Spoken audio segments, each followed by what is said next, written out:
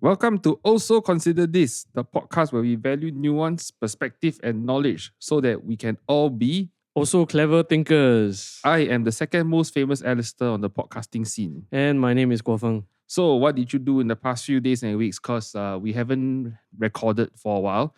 The podcast episodes have come out, but some of it you may have noticed. Hey, how come the audio sounds different and all that? And like it doesn't like the continuity error like that. Yeah, so like how come the mics have suddenly changed back to the old mics and stuff like that? So we actually did receive feedback on that, and the reason is because also Consume This was actually a pre-recorded episode. So what did I do over the past few weeks was that I attended a few weddings because like November seems to be like a mini wedding season. And then, as you can see from my attire, I'm wearing our national football colours because we have finally qualified for our first ever Asian Cup. Okay, before you go on to the excitement of the Asian Cup, right? I have a theory why there's so many weddings in November. Okay, go on. Because the November Rain video, right, was about our wedding. So everyone wants to like be slashed or something. I don't know. Okay. That's stupid. Okay. Anywho, first time we qualify for the Asian Cup on merit. Yeah. So, okay, before we go on, why is it on merit? Okay, so today you might have learned that Singapore actually did qualify for Asian Cup once, which was in 1984 when we were host for a 10-team tournament. Yes. So our national stadium was played host for like all matches. All matches. There was a simpler time when you don't have to have 20 stadiums to run a tournament. Yeah, it's like only 10 teams. 10 teams came for one tournament at Kallang. And then that's it. And yeah, that was it. And surprisingly, Singapore did not finish on 0 points. Yes. Like this time round, we beat India. Yeah. So if you ask me what did I do, I caught went for a few weddings, also managed to catch the last 20 minutes of the match last night. So then it was a nervy 20 minutes. Then we were like hanging on for dear life before the final whistle blows. 7 minutes of added time. Then injury, yeah. Then we the scorer also injured himself So the hero also got injured. So then 7 minutes of added time, then the whistle blown, then bedlam. Although I would argue that the true hero was not on the pitch. Okay. The true hero was a past hero on the pitch because he produced two of the heroes on the pitch. Okay, now I get what I mean. So that's why. You might want to give the background of what we're going to talk about today. Yeah. So the background is the Lions have finally accomplished something outside of ASEAN. This was arguably the biggest accomplishment in Singapore footballing history. I would argue that winning AFF Suzuki Cups and Tiger Cups is a bigger achievement, that they have secured a maiden Asian Cup qualification after coming back from 1-0 down to win 2-1 away at the Kai Tak Stadium in Hong Kong yesterday. It was on 18th of November. So we recorded this podcast a day after that. I mean, it made headline news. I mean, today, both the Zhao Bao and also I think Straits Times, the main headline is that we secured our Asian Cup qualification. But the general feeling is that it seems as though we still kind of lack entertainment and sporting culture, even though we have such a big news that's ongoing. I think the Singaporeans are just not interested. I felt that as a people, we are so unexcitable when these big things happen, especially in sports and entertainment culture. Right? Actually, I feel that we are very unexcitable as a people. I mean, I can see that. I try to go on home games that if schedule allows, and then it seems as though Singaporeans generally we are very pragmatic when it comes to like even supporting our own national team, where we kind of only attend matches that only matter when it's like crunch time, or if it's like there's something in for us. Even our national league has low attendance, but then when an EPL side comes to town, a pre-season friendly, national stadium is packed full. And then even their training sessions are like everybody goes, but our national team, nobody bothers to attend. And if none of the papers seem to mention it, I think nobody even knew that like we secured Asian Cup qualification. And And furthermore is that even if you attend some of the national team matches, it seems as though like the atmosphere are quite dead lah. That following for Singaporean football is definitely not as strong as it can be. Let's not compare to what it used to be, but I don't think it's as strong as it can be. For a start, I only found out that we were like edging towards qualification. I only found out like on the day. I do know that we are in the qualifying tournament. I do know that we previously played India because Gavin Lee appeared on the Yalaba podcast and all that kind of thing. But I've not had a lot of close encounters with what's actually happening. There's definitely bound to be a lot of people in the niche who really love the sport in this context. I can't remember them off the top of my head, but there are podcasts dedicated to local football. Yeah, I think one of it, I just came across it even just today, was the goal difference. Because he popped out my feed. He managed to secure tickets to Kai Tak. Then he journaled his whole, he vlogged basically his whole journey in Hong Kong lah. There are few people who are fervent fans of local football, then they actually do make content. Yes, it is a very niche subculture as it stands, but I feel that it shouldn't stay that way. I just keep having this sense that we are just not excitable at all in general. We keep talking about it in those past glory days terms. Like the Kallang Raw, Uncle Chu. Yeah, Kwak Kim Song and all that, right? But the reality is that now Kwak Kim Song is an old uncle who's married to Sylvia Lim. He's no longer that national star. And it was a long time ago. And Fandi has 4 kids. Yeah, two of which were playing on the pitch yesterday, right? Yeah.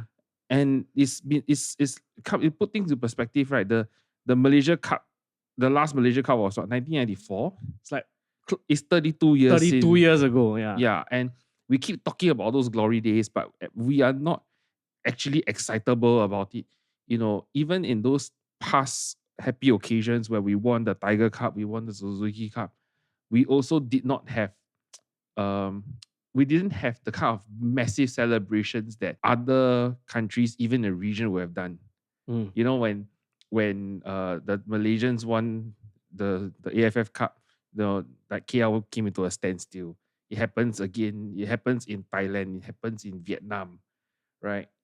Yet we are the second most successful team in this tournament, right? But we just have a simple open bus tour that is not saying that it's bad. It's just that it's not as massive a deal as what you see is in our neighboring countries when it happens for them, right? And I don't think it is a matter of population size, right? I mean, if you look at other places with, even if they're similar or even smaller populations, they get excited about things. I mean, Iceland got to the Euros and to the World Cup with what, 300,000 people? Yeah. Croatia is World Cup finalists. In 2018, they were what, 4 million people? Came out of a genocide not too long ago. Yeah. Right? And I feel that we as a country we don't get excited for anything serious lah. And I feel that it's a serious problem. It branches out to many other things. For example, you talk about National Day parades. National Day parades are the only days that we can be excited about being Singaporean. And maybe once every 10 years when we have like the SG 50, 60 kind of thing lah. Yeah. And as it seems to me right now, Singaporeans are only excited for 2 things about Singapore. It's either National Day parade or seeing another Singaporean when they're on holiday. I don't really see anything that can really excite a Singaporean, beyond what's the nearest hawker hidden gem, right? I don't see anything that is positively exciting for Singaporeans in general. We don't really seem to act as if we care about things that are happening. I kind of see that also. My personal opinion is Singaporeans kind of like, we chase fads. We like to go after what's the in thing. Labubus. Yeah. Once the trend is gone, then it's like gone. I mean, we spoke about it in one of our previous show about F1. And I think what also transpired over the F1 season this year, when it was in Singapore, was that there were criticisms that like this F1 thing is actually not, we're excited not because of the actual sport itself, but our excitement is very surface. I mean, even when the teams decide to like bring someone on into the paddock, it was like they invited mostly of the people who are like casual fans rather than long-time followers of the sport. Seems to be caught by the wayside lah. They didn't really get engaged, and yes, you might say that it's a marketing thing, but at the same time, isn't it also good to showcase people who are really passionate about the sport? But my argument on that is that it goes back to the same point, right? Which is actually we are just not generally that much excitable to begin with. We don't really get up and celebrate and be excited about things.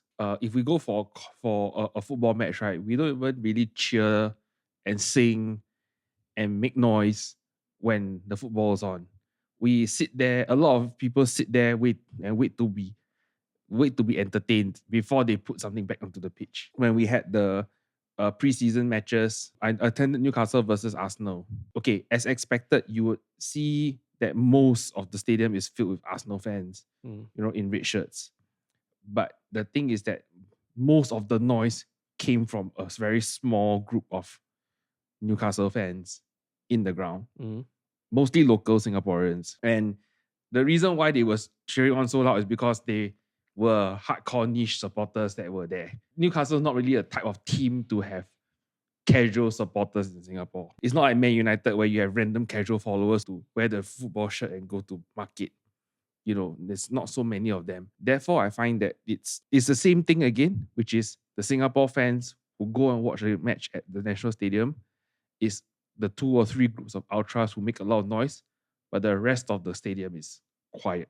And then, of course, because the overall number of people who bother to show up is also very limited. It's very apparent to me throughout that we're just not really excited for anything. It's like we're just there and we're just attending just like any other event. Yes, and we are not even there with numbers, right? Take an example. We played in Hong Kong yesterday. The attendance was 47,000 plus people, close to 48,000 people in the stadium. Would you like to hazard a guess, right? How many people attended the return fixture in Singapore when they played in March? Was it in National Stadium or was it in... It was the National Stadium. Okay. We have, 55,000 maybe? Yeah, say 15,000 people? No, 8,000 people attended the match. Okay. Yeah. So for a stadium that has 50,000, 60,000 seats, we've only filled out 8,000 seats in the stadium. Even if you say that it's a first match, it's not so there's nothing on the line and all that, right? Okay, then let's put things into perspective. When the lowest attendance game Hong Kong had for this campaign, right? Yep. Was 42,000 people. So Kai Tak is always sold out. It's not sold out, but it's always quite busy at the very least. It's 40,000 people singing and all that. And you see the social media, right? All the swearing, all the chanting, all the cheering, right? It's proper football atmosphere. Yet here, it was dead quiet. We have nothing. I mean, if I were to also just chime in with my own observations, I think one of it, I don't know whether I went with you or I went with someone else, the Suzuki Cup. So we were playing Myanmar. It was one of the more memorable ones because it was the first campaign that we actually played in Sports Hub proper, and we were playing Myanmar. But then what was really memorable for me was not the performance of the national team, not performance of our fans, but it was because the Burmese fans, they were so loud. And then they had like tifo, they were in coordinated colors because there was a home and away designation, right? Yeah. So separate stands. It's a separate stand, so they have an away section, but the away section was fully filled that there were even people, the Burmese fans were trying to get tickets from the home fans to get into get in the ground, even though they were not home fans, but they were like, they don't care as long as I'm able to get into the ground. I want to watch my national team. Where it doesn't seem as though Singapore, I remember that day was like 30,000 total attendance. So they cordoned off some sections. Then, but the Burmese fans was like 10,000. We were home fans, but they have like 10,000 away fans. Because the local Burmese community just turned up for their national team playing. So that to me was like, wow, to me, that's so strange. It's like, we are home, we are host. And then why our people are like, even when we were playing the national anthem, people are like just dead. Like, come on lah, just sing in school you sang our national anthem. Can't you just sing? It's a national anthem. It's a national pride thing. It's not just reserved for National Day, like what you said. That was not the only occasion. In 2024, around Boxing Day, we also watched the same tournament. We played Vietnam, and we were at Jalan Besar Stadium. And the reason why I was at Jalan Besar Stadium because there was another concert happening at the National Stadium. So we had to move to a second stadium. There was a clash of something like that. And I remember the time when the opposite stand was like, there was one main stand, which is for local fans, Singapore for the home fans. And then across the pitch on the secondary stand, it was the Vietnamese fans, and it was rocking. Yeah. Right. And like they were hand in hand. They were like jumping up and down. Around. They had tifos again, all the flags everywhere. They were in full voice, and I felt that is such that in the past, in the early 2000s and even before that, those fans were not as coordinated as before. But now with social media and there's the fans who come to visit us as visitors. They are much better coordinated. They have better atmospheres out of it, and I feel that we don't seem to organically care about what's happening to any entity that's wearing a Singaporean flag or a badge that has a Singapore association on it. And I find that there's a very cynical view of Singaporean football. I think fairly or unfairly, you can say that at least the Football Association itself is not doing its football much justice in the past few decades. Yeah. Right. And what would you say about that? Because is the Football Association at fault for us having a dead football scene in terms of the fan culture and fan atmosphere? Okay, it's not. I won't fully pin it to the FAS, but to a large extent, preface this by saying before this year, because I think the Football Association of Singapore is under new leadership currently. I mean, the new president just took over, I think this year, was it? Yeah, I think and this year, things have changed a bit. Yeah, things has changed a bit. There's some form of fan engagement. There's a bit better coordination in terms of the messaging with media and social media. But even previously, like when the league is happening and when there's like fan engagement was like almost non-existent. However, the fan engagement may be non-existent, but would you think that because of the lack of performances, therefore the support is not there? Like I think, like I said before, I think Singaporeans are quite pragmatic. Mm-hmm. But at the same time, it's also a chicken and egg thing, right? It's like, yes, performance fuels fan participation, but at the same time, if fan participation is not there, then can we actually do something better to engage fans to give us a stake in our national team, right? Yes. I also want to sort of say this because I actually kind of set you up on a bit of a trap. Prior to 2014, Singapore won 4 Suzuki Cups, AFF Cups, Tiger Cups, right? But I don't really feel that the Singapore football fan base really got up and going when we were winning many trophies under Reddy. Mm-hmm. You get what I mean? Yeah, I get what you mean. Because put things into perspective, right? ASEAN has 11 countries. Out of the 11 countries, only 4 have won this trophy.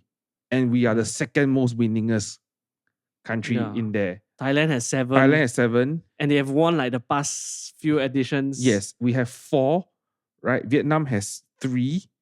Malaysia has 1. Yeah. So it's like, it's not as if we had no results before this. I feel that to some extent, we are always perpetually saying the results are not good. Therefore, we are not showing up. And I feel that it's a poor excuse that just keep leaning on and flogging a dead horse on this. Because I feel that it's just that people just keep saying that, oh, maybe because results are not there, therefore we don't show up. But I feel that there must be something else that is missing that is causing us not to show up. I feel that there are many other things to be looked at for reasons why we don't show up to Singapore matches as fans. There are a multitude of reasons. One, in the past, some people will say that accessibility to stadium is not really there. But now we have an MRT stadium just right outside. Yes. And I would argue that when the National Stadium didn't have an MRT station, there were more fans in the National Stadium. Then in terms of like, is it because the league structure is just so unexcitable? Because other leagues in the region have caught up and therefore teams cannot make things as exciting as they used to be? Maybe that's another one. Is there a lack of engagement with fans? Therefore, people not excited about it because it doesn't link up to your community as much. Another thing that may be, and this is a bit sensitive, the racial makeup of the Singapore national team is vastly different from the makeup of the racial profile of the country. If I were to refute your last point, is that I think the national team makeup has become more and more open in terms of their selection, where I mean we have seen Chinese players, we have seen players of mixed race, and we have moved away from the foreign talent scheme. A lot of these people are organically us, born and bred Singaporeans. So no reason for that. At the start of the show, you also said this is like you didn't know that we are kind of playing Hong Kong yesterday. I didn't even know we were like it's a crunch match, you know. Yeah. If this was a Premier League game, right, and it was a crunch match, right, I think most of the country would know that there's a big EPL game happening. Which is why I feel it takes two hands to clap, right? So firstly, I think the media doesn't really play that much into it. Whereas I think in the past, when we had tabloid newspapers where it's like the newspaper will try to drum it up and stuff like that, then it gets fans excited. But now, whereas it seems as though our media consumption is more and more like social, and our national team doesn't really have a very good online presence, I would say. I would say that because in the past 10 years before the takeover by Forrest Lee as the president, I would say that FAS kind of is an old uncles association of people who just are in it for themselves, to look good for themselves. They don't give the vibe that they genuinely care about grassroots football and community and stuff like that. Besides the FAS, you look at some of the SPL, or previously it's called S-League, right? The S-League clubs, I mean, when we were in secondary school, they did try to take an active role in trying to reach out to the community because we studied in Bishan, right? So the closest club to us was Home United. And then I remember going to Home United home matches where, as a teen, because we are under a particular age, we only had to pay $1 to get into the stadium, right? And then you can pay $5 to eat because they were sponsored by Pizza Hut at the time. You get a slice of pizza, get a drink. Like there is this communal element to things. When ESPN Star Sports was still based in Singapore, right? One of their presenters, I think Andy Penders was one of their presenters. Then he also said that like Singapore feels so dead and the community element seems to be lacking. There isn't like in the 70s when there was the Kallang Roar and we keep saying that we're harking back on the old days, but the old National Stadium, if you still remember when we went there was like the curry puff seller, the auntie that will carry the store owner, the auntie will go to the stand and sell. There's this actual atmosphere in the stands, whereas now it seems everything is so commercialized that communal element is gone. Let me play a differing view. So when you talk about the National Stadium being commercialized as compared to what it used to be, right? It used to be a stall that used to sell curry puffs and kopi and cans of Coke, right? And now you have food stands that are fully commercialized, and you have like, you know, you pay with a credit card nowadays, right? In the past, it's all cash only. Hey, these commercial style facilities, I would say that they are not the actual reason why there's no culture on the stands. There's no atmosphere on the stands. Because these facilities actually exist in many other developed sporting nations. If you went to the Melbourne Cricket Ground, you will see those stands. Right? If you went to like any UK stadium, like Wembley Stadium, you will see those stands as well. Right? And I think what is missing is that there's no reason for people to care. It's not about all this commercialization. It's not about having like semi-air conditioning in the stadium. I just feel that there is no... people don't have a stake. Yes, I feel that people are just... There's no feeling out there that makes you want to care about it. I had a time where I really deeply cared about it. Like I still cannot forget the heartache of losing to Malaysia 4-0 at the Old National Stadium. Oh, I missed out on that match, yes. but I remembered you guys went because we talked about it the day after in school or something. It was a humiliation because we lost 4-0. Yeah. You don't want to experience it ever again. That kind of, but then it's like, okay, you lost before. It doesn't mean that losing and the heartache of losing is all negative, because there's always a tilt of the balance back. And when there was a vindication when we beat Malaysia in the following tournament, right, and won it, right, Yeah. the balance tilted and it gave so much joy in the other way. Yeah. I remember that. So, but the thing is that those days we cared. Now the normies like me don't care as much. We cannot. I cannot call myself a hardcore national football supporter, but I do care. I did care. I just can't. I just don't see. I don't see what is really tangible to care about. Okay. Right. I feel that like we don't even have a fixed stadium to call the home of football. Yeah, I think even the SPL they don't play in fixed stadiums because like a few share a ground and share a ground and share a ground. I think in a way, why not just, okay, let's forget it, right? Just play all national games, right, at Jalan Besar Stadium. I feel that let's not be too hung up about, the stadium's not big enough. Right? Just play all matches at Jalan Besar. I'd rather have a full out Jalan Besar that's overflowing than to have a national stadium that's so empty. I don't think we need to go into a body part measuring contest, right, to say that we got a big stadium. I don't think it's necessary. I think it's just, we just need to create atmospheres that matter. I think the community element and feeling that we are a big part of something bigger really matters when we are watching football. That is also the reason why there are conference league teams. There are so many lower tier semi-professional teams. Yeah. All these semi-professional teams in England, how do they survive? Some do go bankrupt, but there's like hundreds of them. And the reason why they survive is because there is a community element to it. There is something that matters. There's a stake in it. And therefore, it seems that we need to have something that builds towards a feel of community. And that's, I think, the key to unlock a following and having people who care. And I think what matters is you will follow somebody else to watch the football because that person cares about it.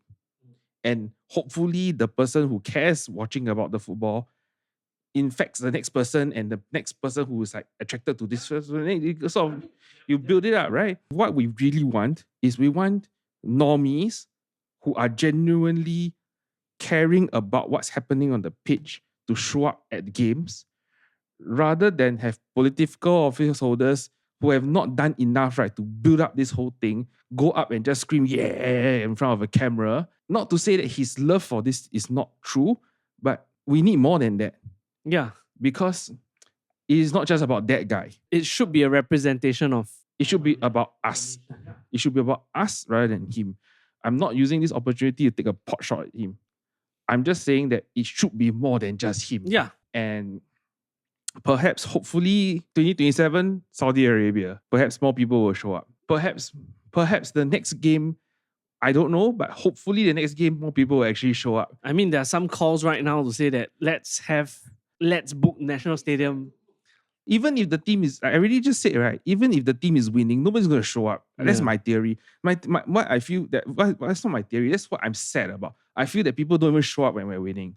I feel that, if there's more to a communal element, what's another weird thing that can happen? More merch. I'm sorry. I know it's very commercial, but more merch. I really do. I totally get what you mean, because I remember during the Tiger Cup days, it was so hard to even get our hands on the national team jersey and the Tiger Raw t-shirt that I still have. I can never wear it again because I'm too fat. No, I'm too big in general. Even if I lose weight to my skinny years, right, I'll never wear that fit jersey again. Yeah. I'm not that scrawny kid anymore. But I think that has changed. If we say that commercialization takes out but on the other hand, commercialization also makes it more available. I think when Nike signed a multi-year deal to become our kit sponsor, it really opened us up to like, we can get this easily. I mean, I was on social media few days ago. I think it also came about that people are talking about even the Hong Kong kit, because Hong Kong is also sponsored by Nike.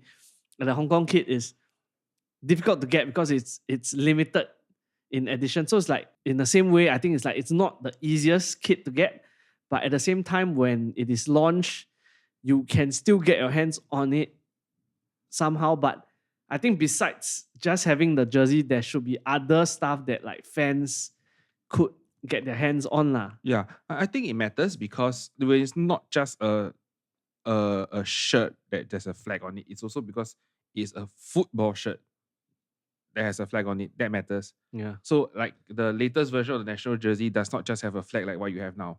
It has also the FAS jersey, the Because FAS that's logo usually on it. how most national teams. It's not just a Singapore shirt, but it's also a Singapore football shirt. It's not just a Germany t-shirt, it's a DFB shirt. Yeah. You know? And it's not just a shirt with a St. George's cross on it. It's 3 lions on the shirt. Yeah. So all these things matter, and I think making it popular or putting it in vogue or pushing it, I think matters as well. Yeah. And I think hopefully with the Asian Cup qualification, when 2027 January comes about, as our maiden campaign, that hopefully will be something out there lah for the fans and for the nation to it'll be quite proud of. Yeah, please support our national team. It's even more pathetic if we don't even sing when we're winning. Yeah. You know, some fans will like make a joke, say you only sing when you're winning, right? Bloody hell, we don't even sing when we're winning. That'll be pathetic. We talked about it, like we saw the Burmese fans turning up. We saw Filipino fans turning up during, I think it was SEA Games, it was Suzuki Cup. Even the local Thai community turned up when Singapore played Thailand, but our own people don't turn up. If the seats are there, and by say a cut-off time where we know that certain seats are not filled, why don't we just let kids who would want to watch their heroes play, give them a chance to go and watch lah. I mean, that was what kind of Home United did when we were students, right? They came to like around the area to say that. Yeah, they went to secondary schools to say that there's a match there. Tickets are gonna be on sale, cheap. Sell it for cheap. Since the stadium's it's booked anyway. The match is arranged. Everything else is ready. Why don't we just give them a chance to be there, to soak in the atmosphere once or twice? Then slowly, they could become fans, and then they could become your paying customers if you really want to talk about the commercial side of things. Like give them a free trial kind of thing, then they get hooked, then they come back for more. I also realized it from the past few Suzuki Cup tournaments, or even the SEA Games tournament when we were hosting and stuff like that, that sometimes even to buy a ticket, the process is so convoluted that you want to tear your hair out, because like, you thought that go to the FAS website, then the FAS website redirects you to like a Ticketmaster website, then the Ticketmaster website, the thing is closed right now, we are reopening ticket sales at this time. Then I'm like, what the heck, I just want to buy the ticket for the match next week. Like last time, we just queue up at Jalan Besar, buy the ticket. They just you just pay your $5, $10. They tear a ticket stub and you just go in, right? And now it's like, because the online sales, this agent, that agent, then they got QR codes and stuff like that. It's a pain. Make it easier. Like this is the national team. Like just make it simple for fans to access the game. Like last time, new people will tell you where to buy. People will know where to buy. Just go to the ticket stands and just buy a ticket. It was much easier. Yeah. It should be easier than that. It should be more convenient than that. It's easier to buy a movie ticket than to buy a football ticket. Yeah. It doesn't make sense. Yeah, it should be as easy to buy a movie ticket. Which is now is like, since we moved to the Sports Hub, it became more convoluted than Jalan Besar, which doesn't make sense. Yes, exactly. Because in Jalan Besar, you still buy a ticket off a start. Yeah. It doesn't make sense. And it adds to the experience, I would say, actually. Anyways, you know what doesn't make sense? What? Not learning after going to school. You should continue learning. So today, what do you learn? So I was scrolling through YouTube Shorts. So even though we say we try not to watch brain rot content, but sometimes when you're really tired, you just end up doom scrolling, right? So You that weird lah. We watch doom scrolling brain rot content and end up on what educational content again. Yeah. So most of my feed end up becoming like trivia and like stuff. So the interesting part that came up in my feed was that it talked about how automatic watches are adjusted. So Looking at your notes, I need to make a correction. but It's not automatic, it's mechanical. mechanical. Because it can be a manual. It can be manual wound. It can be automatically wound. Okay. Yes. So mechanical watches are precision engineering tools, right? So they are engineered to precision. So some of these mechanical watches, if you flip to the back of the case, then they have this engraving that says adjusted to 5 positions or adjusted to 6 positions. Looking at your notes, I think you're referring to COSC certification, right? Yeah. Like COSC. I guess so. Mm-hmm. So that to me was interesting in the sense that so they explain like, okay, when they say it's adjusted to 5 or 6 positions, what does it actually mean? So when a mechanical watch is adjusted to X number of positions, it means that the movement inside it's tested and it's regulated for accuracy in specific orientations. So the position actually means the different orientations that the watch can be in, because a mechanical watch it's usually due to how it's due to a balance wheel, right? How the balance wheel swings, and then because of that, then the watch can run faster or slower because of how it's positioned. So therefore, you need to actually test it and tune it at as many positions as possible, so that it runs accurately, even though like the owner may like change it. So when they say like 6 positions, right? So it actually means this 6 position, which is like face up. Like for example, I have a watch, face up, face down, then crown down, which is like when you're putting your hands down, then crown up, which is like maybe you are raising your hand, then crown left is like this way, I guess. Then crown right is when you're like looking at the watch. Yep.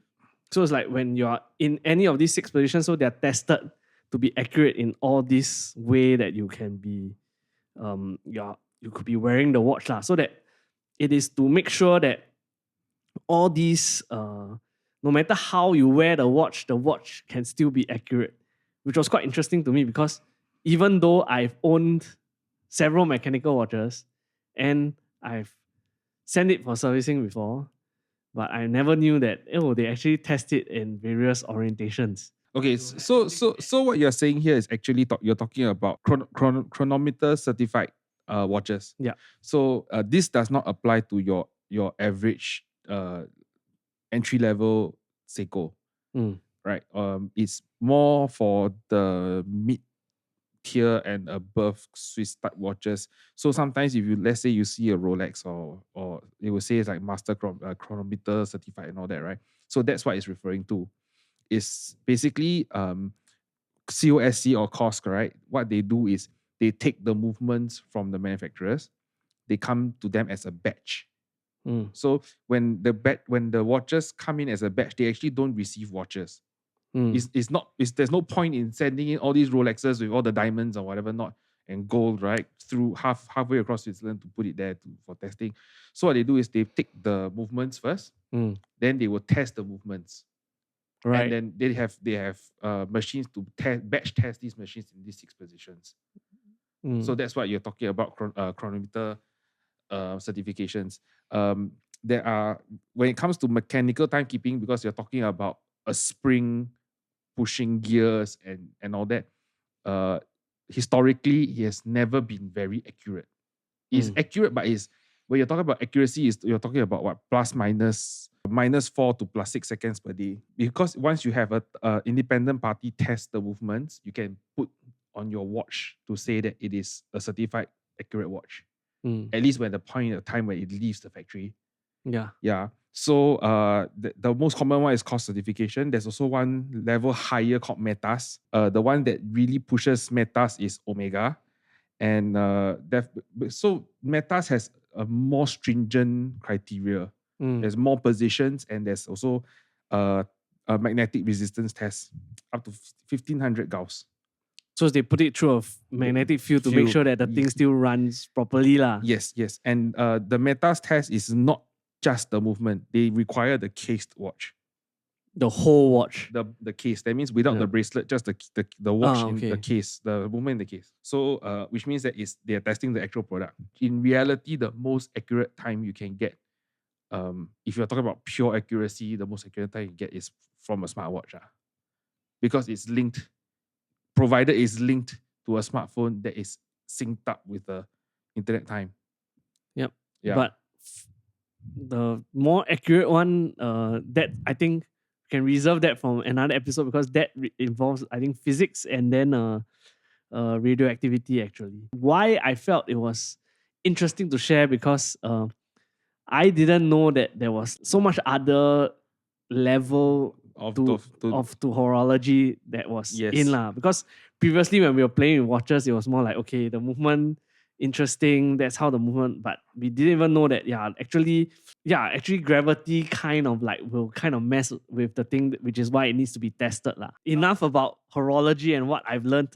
What have you learned? Yes, so now also on the topic of time, it's a bit of a paradox because I'm talking about spending a lot of time but spending less time, right? The current longest flight in the world is Singapore to New York JFK, 18 hours and 50 minutes. Okay, now the longest flight in the world will no longer be the longest flight in the world soon, because if you live in Australia, you are in an unfortunate situation where the other white people that you want to visit are halfway across the world. It means that if you want to visit Britain, you want to go to London, it's currently near impossible to get a passenger commercial flight to go from Sydney directly to London. Therefore, the what they call the kangaroo route exists. Sydney or Melbourne to Singapore, then on to Heathrow. Yeah.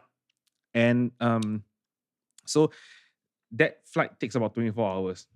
Yeah, because it's about 6 hours to reach here, then another transit. 13 hours, Yeah. So because of that, Qantas has always been dreaming about having a flight that goes directly from Sydney to London.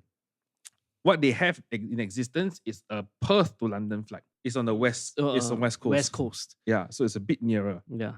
So they had this thing called Project Sunrise, which has been in the works for a long time. They were doing things like experiments on how such long-haul travel affects the human body. They were finding out if, let's say, how does it affect sleep patterns? How does it affect the muscular? Does it cause muscular atrophy and things like that? And there's also the thing about people getting strokes on flights. If they sit too long on the plane, they can get a stroke, right? Yeah.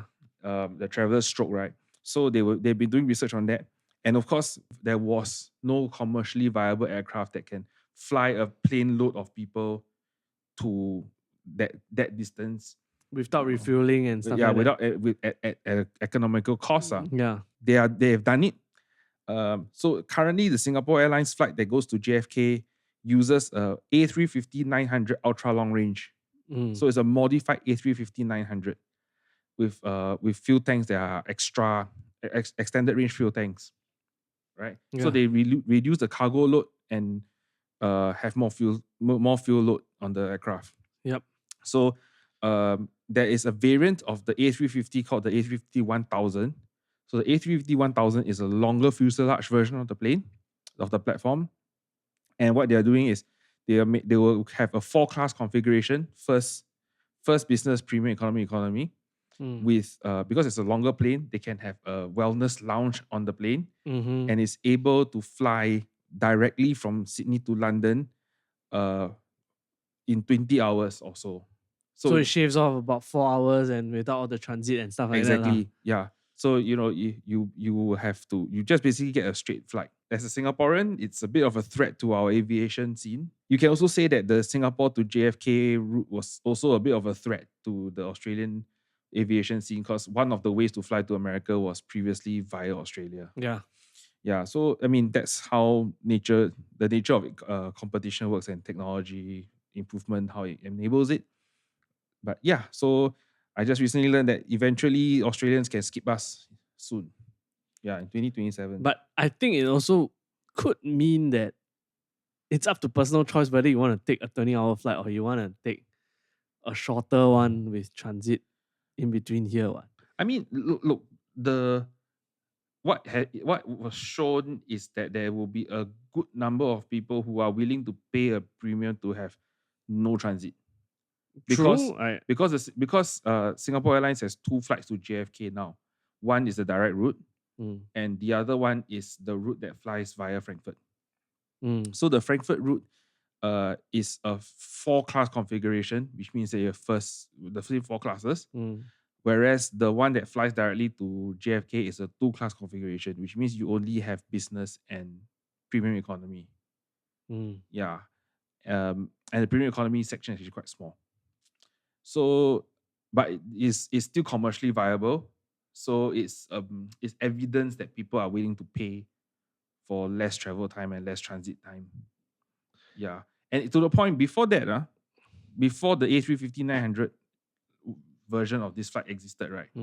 This flight used to exist as an A340 version of the flight. It was so Airbus once had a quad jet wide body aircraft called the A340, and that plane was full business class. And there was a bit of a controversy at the time because people were saying that you only serve business class travelers, then how about normal folk don't need to fly? And they say that no, it's expensive because that plane is actually quite fuel inefficient. That's the reason why it doesn't really exist in Singapore anymore. There are very, very few aircraft of that type left. Only I think Lufthansa and Swiss Air are the ones that people really want to fly on. Yeah. So people do want to pay a premium to save that time or to have less transit, especially if it's for business travel. So let's see. I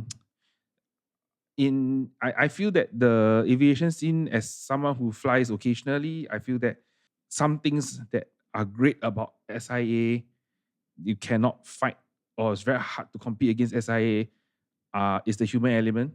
And also, I mean, as a Singaporean, I sometimes find that the level of service in Singapore Airlines, right, is very un-Singaporean generally. Yeah. You experience every Singaporean service and you go to SIA, it's like whoa. It's like Singaporeans can serve this well. Yeah, but then that's competition as well. You know, some people still prefer to fly via Emirates because they have a big plane and all that fancy gold all over the place. Yeah. So people would, but the choice is not so straightforward sometimes. Yeah, but I also say that it also comes at a very transitional time for air travel, in a sense that I guess after COVID, certain businesses start to also realize that I may not need to fly people around. It could just be settled by a virtual meeting. True, but when people do fly, they really do fly. Yeah, which is why this option will provide people who have to take that flight to say that, okay, if I want to do it, I want to do it in comfort. I want to do it. I'm willing to pay a certain price for it. Yeah. So if you have any comments on this episode, tell us. Just put it in the comments box. And as usual, if you find that this was worth your time or enriched you enough to argue about it with somebody else, please share. And if you're from the FAS and if you would like to join our show, to come on our show to talk about it, we most certainly welcome guests. I still think you're shit, but please come along. Yeah. I mean, it's no coincidence that FAS stands for failing at soccer. So yeah, I still think FAS has a lot to do, but credit to them, they have more. Just please join us again. Please share with somebody. We really appreciate our friends who give us comments privately in the comments box, whatever, which means that you listen. The view counts. Thank you. It means that you've been spending time with us and we appreciate your time with us. Yeah, and we hope that we have provided you great entertainment for your commute as you listen to us. Yeah. Or if you're not happy about it, please complain to us also. Okay. Yeah. All right. Thanks very much. All right. See you. Bye.